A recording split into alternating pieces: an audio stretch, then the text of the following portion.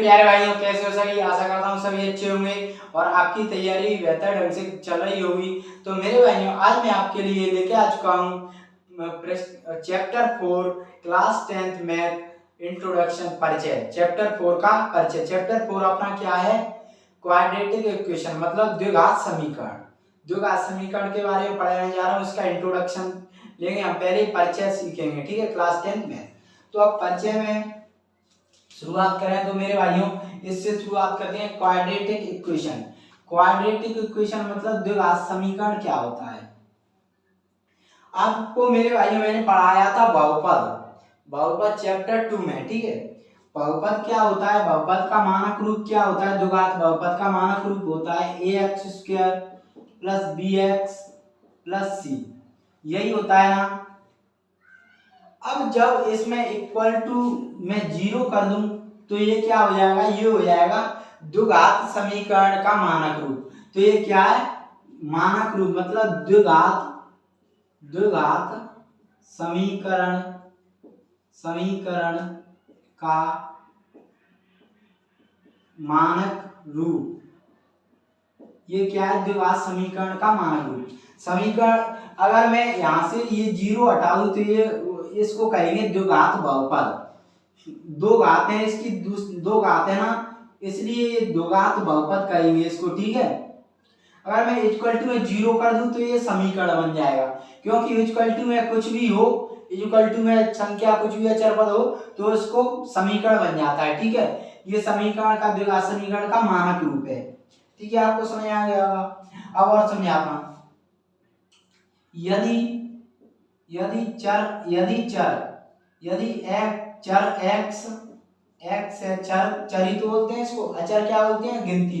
2 4 6 और अल्फाबेटिकल को चर हो तो समीकरण क्या बनेगा? ax² plus bx plus c equal to 0। Equal to है 0। ये समझने वाली चीज है, वैसे काम तो नहीं है लेकिन समझने वाली चीज है। x में एक हो तो क्या बने? ax² bx plus c। यहाँ पे a और b क्या है? a और b c यहाँ पे क्या है मेरे भाइयों? यहाँ पे a b और c क्या है? वास्तविक संख्या। a और b और c क्या है? वास्तविक संख्या। और जहां a is not equal to 0, मतलब a 0 नहीं होनी चाहिए, क्योंकि अगर a 0 हो गई ना तो ये समीकरण द्विघात नहीं रहेगा। ऐसे a 0 का square plus bx plus c equal to 0। अब अगर मैं a को यहाँ पे 0 कर दूं, x² 0, ये 0 हो गया तो ये 0 हो जाएगा। 0 plus bx plus c equal to 0, मतलब ये द्विघात समीकरण नहीं रहेगा, ठीक है। इसलिए ये द्विघात समीकरण के लिए ये 0 नहीं होनी चाहिए। a क्या? a 0 नहीं चाहिए। और a b c यहाँ पे वास्तविक संख्या है। यहाँ पे द्विघात समीकरण का ये मानक रूप है, जिसमें चर x में एक बहुपद हो तो ये कंडीशन ऐसी बनती है। चर x हो इसमें द्विघात समीकरण में तो ये कंडीशन ऐसी बनती है, ठीक है। x होना चाहिए तो द्विघात समीकरण में ax² plus bx plus c equal to 0, जहां a b c वास्तविक संख्या है और क्या कहते हैं, a 0 नहीं होना चाहिए, मतलब a 0 नहीं होना चाहिए। ये द्विघात समीकरण का क्या है? मानक रूप होता है ax² plus bx plus c equal to 0, ठीक है। यहां तक आपको बात समझ में आई? यहां तक आशा करता हूं आपको बात समझ में आई होगी। अब हम कहें कि द्विघात समीकरण है, इसकी घात कितनी है? तो उच्चतम घात होती है px x चर में, x चर में px में जो x की उच्चतम घात होगी, मतलब उसकी उच्चतम घात होगी px हो या qy हो या qy हो या rs हो। इसमें ये y है, s है, x की जो उच्चतम घात होगी वो बहुपद की घात होती है, ठीक है, एक बहुपद की घात होती है, ये आपके लिए समझना जरूरी है, ठीक है। अब क्या करना है, अब मेरे भाइयों अब आते हैं हम, ये तो मानक रूप लिख लिया, अब आते हैं, अब दूसरी कंडीशन ये आती है कि x square plus 3x x plus 1 का whole square plus x plus 2 लिखो plus 1 equal to 3x plus 2। अब इसको ये बताना है कि ये द्विघात जांच करनी है कि ये द्विघात समीकरण है या नहीं, द्विघात समीकरण है या नहीं, है या नहीं। मैं पहले इससे ये निकाला तो इससे संबंधित सवाल कराऊंगा, फिर आगे चैप्टर में बढ़ेंगे, ये चैप्टर दिया है आपके लिए, तो अब है या नहीं। तो मेरे भाइयों अब द्विघात समीकरण है या नहीं ये जांच करेंगे, जांच तो क्या करेंगे, द्विघात अब पहले जाने द्विघात समीकरण का मानक रूप लिख लेंगे, मतलब ये करनी x square plus B x plus C equal to 0। अगर ये समीकरण ये है, ये मतलब सॉल्व करके ऐसा समीकरण बनता है तो ये द्विघात समीकरण है, ठीक है, क्योंकि ये मानक रूप होता है द्विघात समीकरण का। अगर नहीं बनेगा तो नहीं है। तो अब आप जानते हो a प्लस बी का होल स्क्वायर वो फॉर्मूला होता है, क्या होता है, इधर लिख लो, a प्लस बी का होल स्क्वायर फॉर्मूला होता है, a प्लस बी का होल स्क्वायर क्या होता है, a square plus B square plus 2ab, ये होता है ना फॉर्मूला a प्लस बी का होल स्क्वायर का। तो यहाँ पे लगेगा, यहाँ पे a इक्वल टू क्या आ जाएगा, a इक्वल टू क्या है 1 और b इक्वल टू क्या आ जाएगा हमारा, a इक्वल टू क्या है, a equal to x a equal to x और b इक्वल टू क्या आ जाएगा 2, ठीक है। तो अब यहां से हम सॉल्व करेंगे a स्क्वायर तो x का स्क्वायर, ठीक है, जांच कर रहे हैं हम, और b स्क्वायर तो 2 का स्क्वायर कितना आएगा 4 प्लस 2ab 2a और b, ठीक है, प्लस 1 इक्वल टू ये 3x प्लस 2। जहां जैसा होगा उसको सरल करने की कोशिश करेंगे और ये बनाएंगे, और ये नहीं बनता है तो हमारा ये द्विघात समीकरण नहीं है, इसमें हमसे पूछा है या नहीं। तो अब क्या करेंगे, यहां से एक्स स्क्वायर प्लस 4 प्लस 2 दूनी 4x plus 1 equal to 3x plus 2। अब यहां से क्या हो जाएगा, एक्स स्क्वायर प्लस 4x, ये इधर आएगा माइनस 3x प्लस 4 प्लस 1, ये इधर माइनस 2 इक्वल टू 0। तो ये क्या है, एक्स स्क्वायर प्लस 4 में से 3x प्लस 4 1 5 5 में से 2 3 इक्वल टू 0। मतलब ये इसकी फॉर्म में बन रहा है ए स्क्वायर, तो ए स्क्वायर हो रहा है ना plus B x x square, तो ए एक्स स्क्वायर क्या, यहाँ पे ये क्या है मैंने क्या बताया था, ये होती है यहाँ पे वास्तविक संख्या ए बी सी, ठीक है।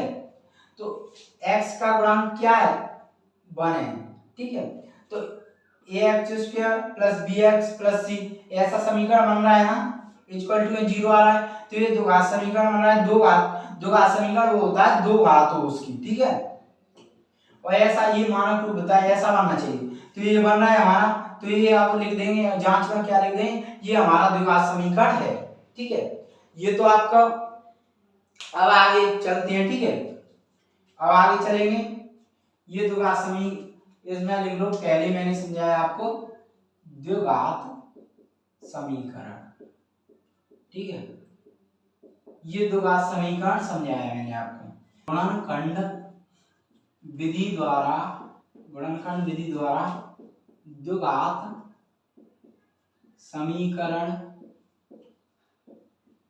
को हल करना।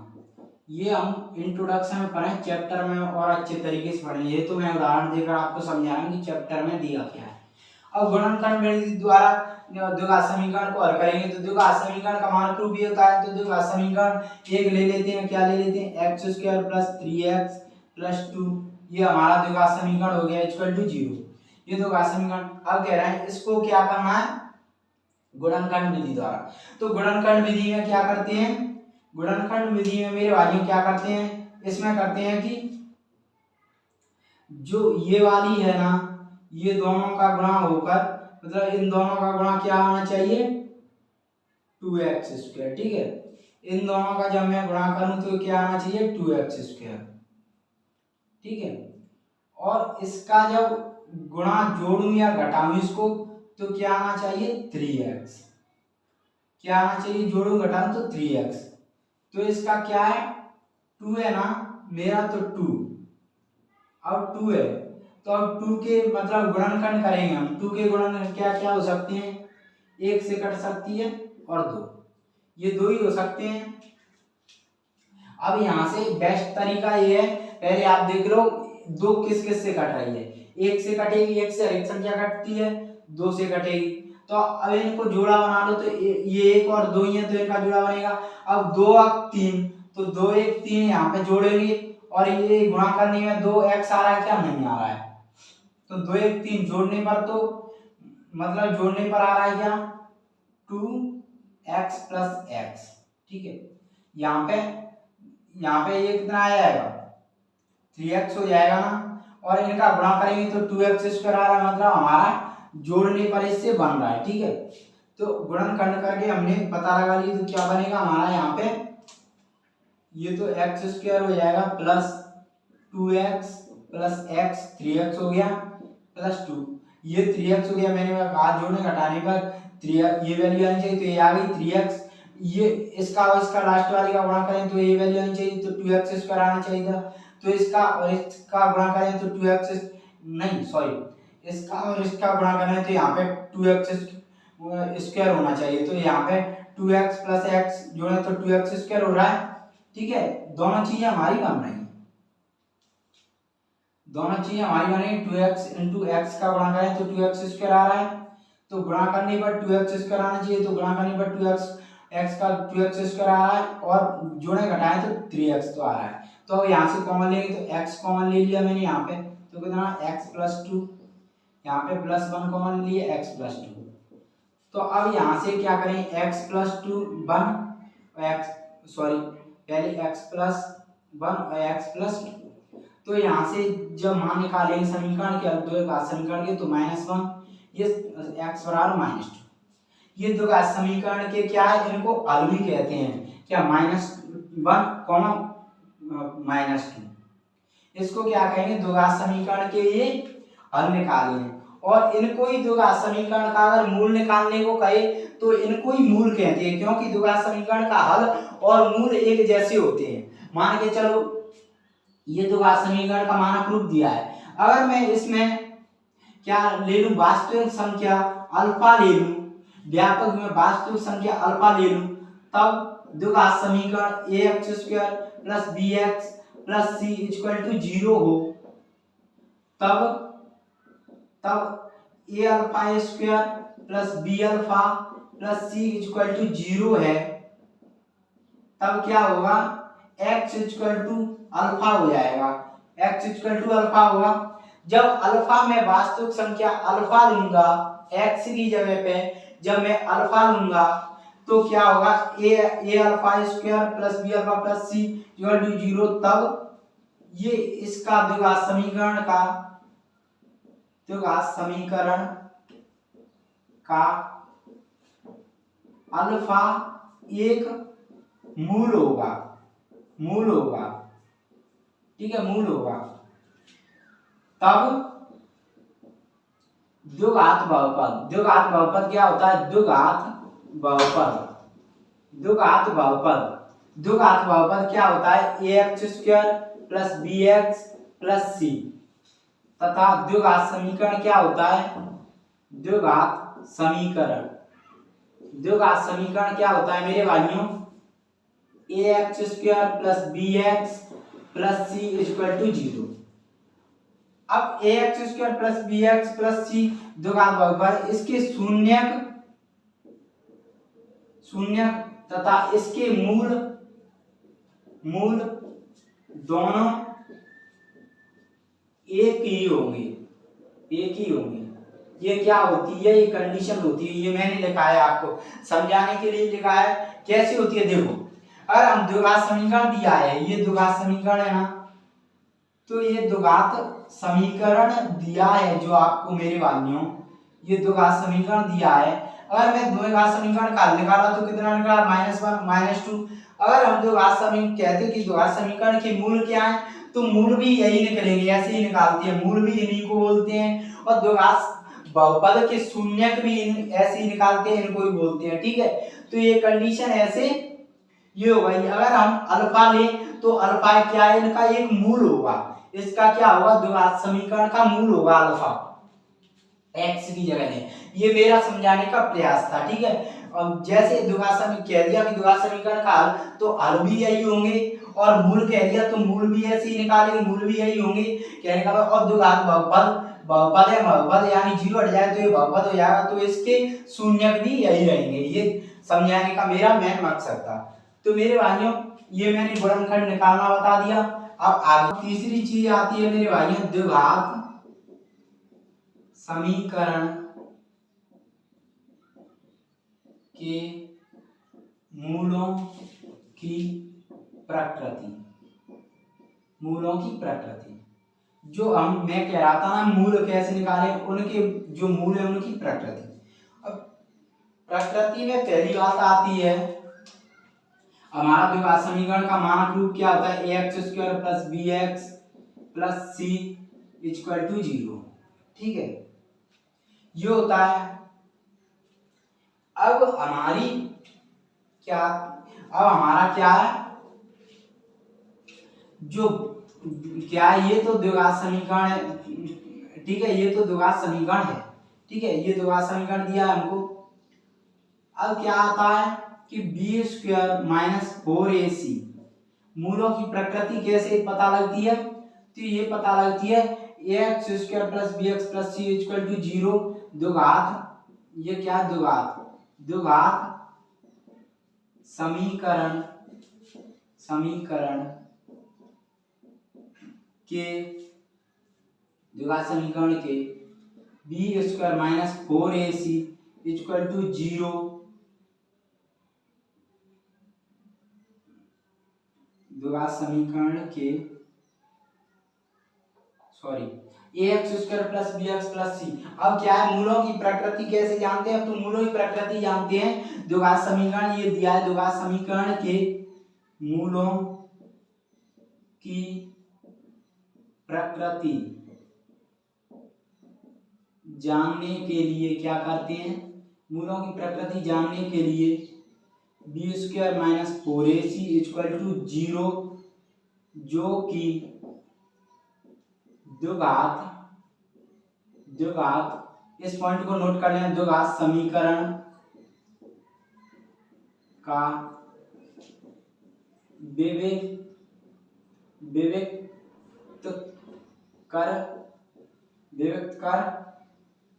विविक्त कर कहते हैं। इसे क्या कहते हैं, द्विघात समीकरण का विविक्त कर कहते हैं। विविक्त कर कहते हैं, इसके द्वारा क्या है, हम पता लगाते हैं। ठीक है, कि ये मूलों की प्रकृति। अब मूलों की प्रकृति में क्या होती है, पहली होती है हमारी condition b² - 4ac is not, ये बड़ा है 0 से। ठीक है, दूसरी होती है p² - 4ac = 0, और तीसरी होती है अपनी b² - 4ac बड़ा है 0, बड़ा है इससे। ठीक है, ये तीन कंडीशन होती हैं मूलों की। ये निकालते कैसे हैं, इससे ऐसे द्विघात समीकरण दिया है ax² + 3x + 2, ये दिया है। ठीक है, द्विघात समीकरण। अब इसमें क्या है, इसमें क्या है, a क्या है, इसमें ये क्या है, x का गुणांक, तो a क्या है इसमें 1। ठीक है, b क्या है, x का, b क्या है इसमें 3, और c क्या है 2, c क्या है 2, ax² + bx + c = 0। ये होता है द्विघात समीकरण। तो इसमें a क्या है, x का गुणांक है तो 1, और bx है तो b क्या है, x का गुणांक है b, तो यहाँ पे x का गुणांक 3 और c क्या है 2। ठीक है, अब b² - 4ac = 0, इससे निकालते हैं। इसके इक्वल टू में 0 से पता चलेगा कि मूलों की प्रकृति क्या है। कंडीशन ये रहती है, जब ये कंडीशन बनी तब क्या होगा मैं बताऊंगा। पहले इसको सॉल्व करें तो ये क्या है, a equal to 1, b equal to 3 और c इक्वल टू 2। तो ये निकालें b square minus 4ac equal to 0। अब देखो b स्क्वायर दिया है तो 3 का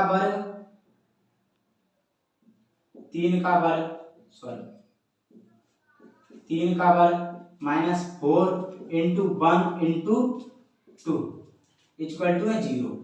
तो 9 माइनस 4 एवं 4 दूनी 8 इक्वल टू 0। तो 9 में से 8 गया क्या, 1 इक्वल टू 1 इक्वल टू 1। मतलब ये बी स्क्वायर माइनस 4ac,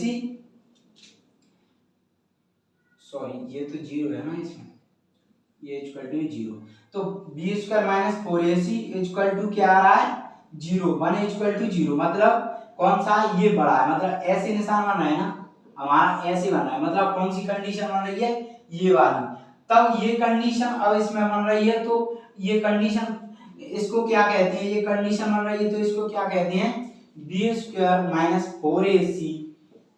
ये कहते हैं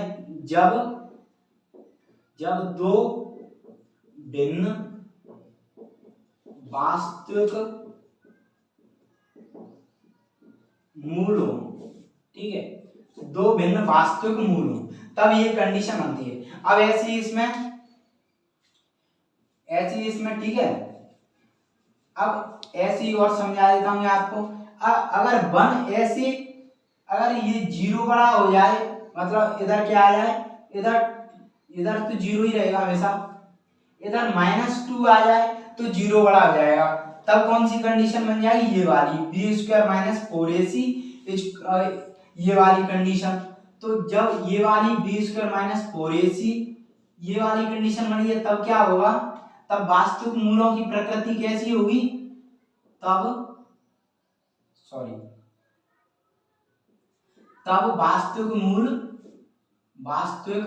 वास्तविक मूल कोई नहीं होंगे, मतलब कोई वास्तविक मूल नहीं होगा। ऐसी कंडीशन बने ना, ऐसी कंडीशन तो कोई वास्तविक मूल नहीं होगा। अब तीसरी कंडीशन क्या है, इक्वल टू में इधर तो 0 रहना ही अपना, और इधर भी 0 रह जाए तो ये क्या हो जाए, ये दोनों बराबर। जब दोनों बराबर हो जाएंगे ये वाली कंडीशन बन जाएगी, जब दोनों बराबर हो जाएंगे ये वाली कंडीशन बन जाएगी B square minus 4ac equal to 0 वाली। तो मूलों की प्रकृति कैसी हो जाएगी, तब दो वास्तविक मूल, मतलब ऐसे लिखो, तब दो बराबर वास्तविक मूल होंगे, ये तो मूलों की प्रकृति मैंने बता दी कि मूलों की प्रकृति कैसे बताते हैं। मूलों की प्रकृति जानने के लिए एक कंडीशन लगाते हैं, इसको कहते हैं द्विघात समीकरण का विविक्त कर मतलब B square minus 4ac equal to 0। इसको देखते हैं कि ये 0 के मतलब इससे मतलब द्विघात समीकरण में बी ए सी इनकी वैल्यू रखते हैं, तब इसको देखते हैं कि ये कंडीशन कैसे बन रही है। अगर ऐसी बन रही है तो मैंने आपको बता दिया भिन्न वास्तविक मूल, मतलब प्रकृति मूलों की कैसी होगी, भिन्न होगी, अलग अलग मूल आएंगे, मूल अलग अलग वैल्यू आएगी, ठीक है। जब वास्तविक मूल ऐसी कंडीशन होगी तो कोई मूल नहीं आएंगे, कोई, ठीक है। और तीसरी कंडीशन ऐसी होगी तो दोनों बराबर आएंगे, ठीक है। अब इनके लिए क्या है, अब इनके लिए फॉर्मूला है। अब क्या है, मूलों को ज्ञात करना, मतलब मूलों को निकालते कैसे हैं, उनकी कंडीशन है। तो मूलों को कैसे निकालें, गुणनखंड विधि द्वारा वो अलग है, गुणनखंड विधि के अलावा कैसे मूलों को निकालें उसे देखेंगे। द्विघात समीकरण के मूलों की प्रकृति के बारे में जान लिया। अब मूलों की प्रकृति जो तो जान ली कि मूल कैसे होंगे, जब भिन्न होंगे मूल तब कौन सी कंडीशन बनेगी, जब बराबर होंगे मूल तब कौन सी कंडीशन बनेगी, और जब कोई मूल नहीं होगा तब कौन सी कंडीशन बनेगी, ठीक है। अब क्या मेरे भाइयों, अगर ये कंडीशन बनती है तो क्या मेरे भाइयों, अगर मूल हमें प्रकृति के अलावा हमें ज्ञात किए जाए कि मूल ज्ञात करो, गुणनखंड विधि के द्वारा नहीं, गुणनखंड विधि के अलावा, गुणनखंड विधि के द्वारा तो हम ज्ञात कर सकते हैं, उसके अलावा मूल ज्ञात करो, मूलों की प्रकृति मूल। तो क्या करेंगे, मूलों की ज्ञात करने के लिए क्या करेंगे, मूलों क्या लिखेंगे यहाँ पे, द्विघात समीकरण के मूलों को ज्ञात करना। तो मेरे भाई द्विघात समीकरण के मूलों को ज्ञात करेंगे तो क्या करेंगे, एक द्विघात समीकरण लिख लो, क्या है 3x² plus 5x plus 3 equal to 0। ठीक है, अब इसमें क्या करना है, मूलों की प्रकृति। अब पहले तो हमें ये देखना पड़ेगा मूलों की प्रकृति क्या है, ये मूल मतलब मूल कैसे हैं, उसके बाद ही तो हम पता लगाएंगे। तो तीनों कंडीशन से बता देता हूँ मैं, a इक्वल टू क्या है 3, b इक्वल टू 5 और c इक्वल टू 3। तो जब हम द्विघात समीकरण के मूलों की प्रकृति निकालेंगे तो क्या कैसे निकालते हैं, मूलों की प्रकृति निकाल b² minus 4ac equal to 0, मतलब इक्वल टू में, ठीक है। तो यहाँ से b की क्या है 5² minus 4 into 3 into 3 equal to 0, 25 minus 4 12 36 equal to 0, 36 में से 35 गया माइनस 11 इक्वल टू 0। तो ये क्या है -11, ये -11 क्या है छोटा है, -11 छोटा हो गया, छोटा है 0 बड़ा है ना इसमें। तो ये कौन सी कंडीशन बन रही है, b² माइनस 4ac, ये 0 बड़ा हो रहा है ना इसमें, ये 0 ही तो बड़ा है। तो ये कौन सी कंडीशन बन रही है, ये वाली हमारी ये कंडीशन बन रही है। इसमें क्या होगा, इसमें कोई मूल ही नहीं होंगे, क्योंकि आप जानते हो ये कंडीशन किसकी मैंने बताया था, ये तब होती है जब दो वास्तविक मूल नहीं होते, जब दो वास्तविक मूल नहीं होंगे। ठीक है, मूल ज्ञात करने हो तो पहले मूल ज्ञात करें तो हमें प्रकृति मालूम चाहिए, तब हम मूल ज्ञात करेंगे कि कौन सा मूल ज्ञात करना है। अब दूसरी चीज, अगर यहाँ पे समीकरण नहीं बदल रहा, मैं यहाँ पे ऐसे कर रहा हूँ, अगर यहाँ पे क्या होता 11 ऐसे होता 0, तो अब क्या हो रहा है, अब 11 बड़ा हो रहा है। तो जब ऐसी कंडीशन होती है तो मैंने क्या बताया था, क्या होता b² माइनस 4ac ऐसे। ठीक है, ये तो ये कंडीशन होती है तो क्या होता है, दो भिन्न वास्तविक मूल होते हैं, मतलब दो भिन्न वास्तविक मूल होंगे, मतलब अलग अलग मूल आएंगे। अब इस मूलों को ज्ञात करना है, तो अब ये दो भिन्न वास्तविक मूल आ गए, अब इसको ज्ञात करेंगे, क्योंकि ये तो होता ही नहीं, ये कंडीशन में तो मूल होंगे ही। अब इनमें मूल ज्ञात करने का फॉर्मूला होता है, क्या फॉर्मूला होता है मूलों को ज्ञात करने का, भिन्न अलग अलग आएंगे। क्या होता है x equal to minus B plus minus under root में b² minus 4ac upon 2a, ये आपको ध्यान रखना है। अब ये क्या चक्कर है, ये दो मूल भिन्न भिन्न मैंने बताया भिन्न भिन्न होते हैं, क्योंकि इसकी कंडीशन ऐसी होती है तो भिन्न मूल होते हैं, अलग अलग मान आते हैं। तो क्या है, एक तो ये अब प्लस माइनस है, मतलब दो है इसमें, एक तो प्लस का एक माइनस, लिख के बता देता हूँ ऐसे, minus B plus under root में b² minus 4ac upon 2a। एक तो ये हो गया मूल प्लस वाला, और ये एक हो गया ये माइनस वाला। ठीक है, ये माइनस वाला 2a, ये दोनों मूल अलग अलग होते हैं क्योंकि भिन्न आते हैं अलग अलग, ये प्लस वाला आता है एक माइनस वाला आता है, ये डायरेक्ट भी दिया है। हम निकाल लेंगे इससे, फिर प्लस माइनस कर देंगे, अगर इससे निकालेंगे तो बार बार वैल्यू अलग अलग रखेंगे, तो इससे ही हम निकालेंगे। तो अब निकालेंगे मूल, अगर हमें ये दिया है मूलों की प्रकृति ऐसी है भिन्न है, तो मूल ज्ञात करने हमें, तो मूल कैसे ज्ञात करेंगे मेरे भाइयों, तो x equal to minus b क्या है 5, b क्या है प्लस का 5 है तो -5 प्लस माइनस अंडर रूट में क्या आ जाएगा b² मतलब 5 का स्क्वायर माइनस 4ac 3 इंटू 3, ठीक है, अपॉन 2a 2 इंटू a की वैल्यू 3। तो यहां से निकालेंगे तो क्या निकलेगा x equal to -5 plus minus under root में 25 माइनस 4 12 36 अपॉन क्या हो जाएगा 6। तो ये कितना बन जाएगा, ये आएगा x equal to -5 plus minus 25 में से 36 गया -11 अपॉन 6। ठीक है, अब ये क्या है, x equal to -5 plus minus under में -11 है अपॉन 6। ठीक है, अब कुछ ये हो सकता है क्या, कुछ अब इसका अब सरल और सरल हो सकता है क्या, देखो सरल हो जाए तो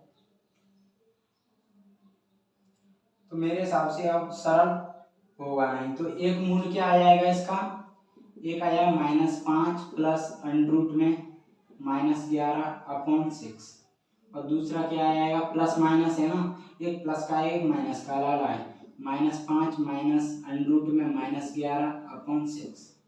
ठीक है, ये दो आ गए इसके मूल, ये दो क्या आ जाएंगे इसके, ये दो मूल आ जाएंगे इसके। ठीक है, ये दो तो भिन्न है, ऐसी कंडीशन बनती है तो भिन्न मूल आते हैं, ये भिन्न मूल आ गए।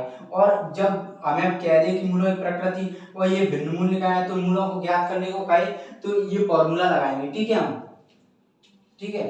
अब तीसरी कंडीशन क्या है, जब मूल बराबर हो, मतलब ऐसी कंडीशन आए 0 इक्वल टू 0, मतलब b² minus 4ac equal to 0, मतलब जब दो वास्तविक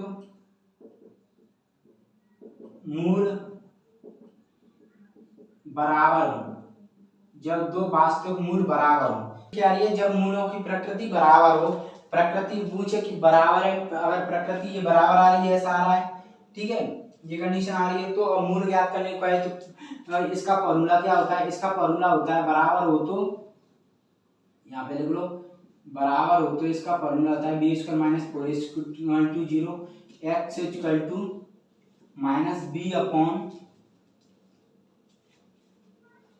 2a।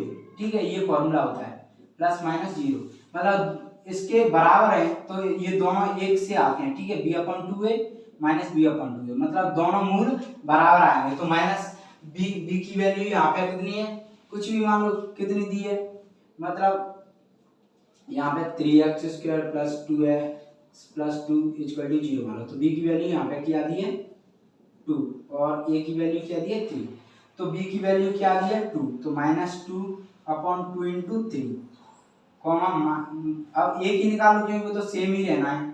ठीक है, तो ये क्या हो जाएगा -2 अपॉन 2 अपॉन 3, तो -2 अपॉन 6, तो ये क्या हो जाएगा 2 अपॉन 1 अपॉन 3, मतलब -1 अपॉन 3 -1 अपॉन 3। ध्यान रखना ये दोनों बराबर होते हैं, इस यहाँ क्योंकि -b upon 2 -b upon 2a दोनों बराबर होते हैं, जब मूल बराबर होते हैं तो ये फॉर्मूला होता है। इन तीनों फॉर्मूलों को मैंने लिखा दिया, इनको याद ध्यान रखना। ठीक है, ये क्या है, हमारा चैप्टर का इंट्रोडक्शन हो गया, जिसमें मैंने बताया द्विघात समीकरण के बारे में, मानक रूप x² plus bx plus c equal to 0 होता है। फिर मैंने गुणनखंड विधि से इन्हें उनके मूल ज्ञात करना सिखाया द्विघात समीकरण के।